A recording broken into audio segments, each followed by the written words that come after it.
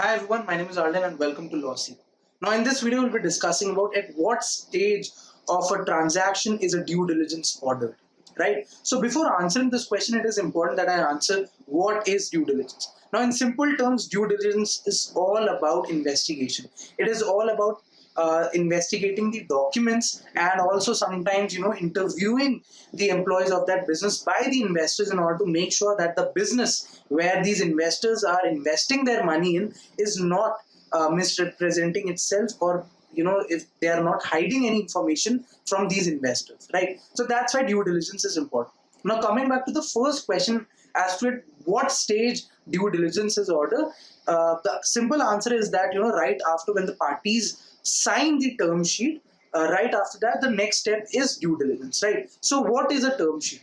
A term sheet is a non-binding agreement.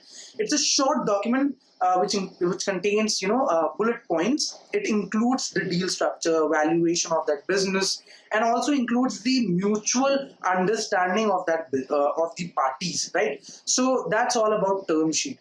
It is also important that I mentioned that a term sheet is restricted by time, so it's a time bound agreement. So if the parties are unable to fulfill the transaction within that time span, the agreement, the term sheet, the non binding agreement gets expired, right? So it is very important that these parties make sure that whatever they do, it is as per the time period only, right?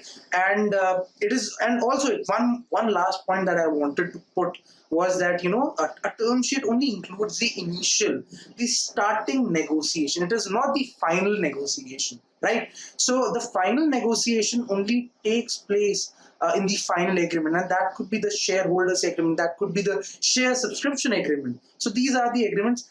Lastly, like I said, that a term sheet is a non-binding agreement, but that doesn't mean that it will only include all the non-binding clauses.